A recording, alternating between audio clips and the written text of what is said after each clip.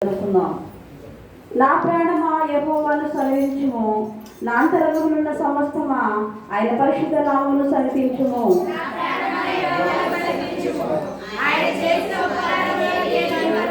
ఆయన నీ దోషములన్నిటినీ క్షమించువాడు, నీ సంకటములన్నిటినీ కుదుర్చువాడు.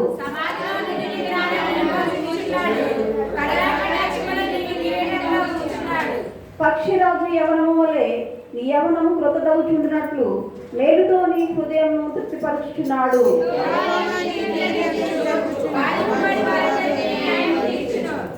ఆయన మోషేకు తన మార్గమును తెలియజేసెను, ఇశ్రాయేలు వంశస్థులకు తన క్రియలను కనపరచెను.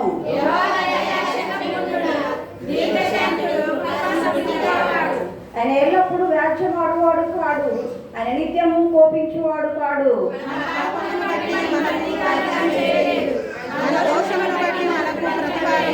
భూమి కంటే ఆకాశము ఎంత ఉన్నతముగా ఉన్నదో ఆయన యందు భయభక్తులు గలవారి ఎడల ఆయన కృప అంత అధికముగా ఉన్నది.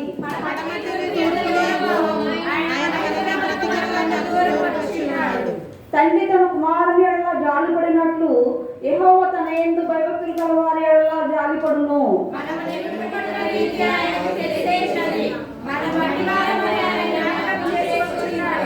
నరుని ఆయువు గడ్డవలేనున్నది, అడవి పువ్వు పూయినట్లు వాడు పూయును.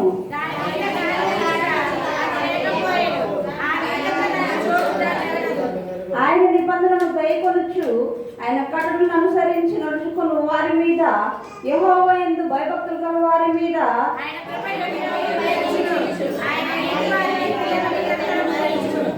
యెహోవా ఆకాశమందు తన సింహాసనం స్థిరపరిచి ఉన్నాడు. ఆయన అన్నిటి మీద రాజ్య పరిపాలన చేయుచున్నాడు.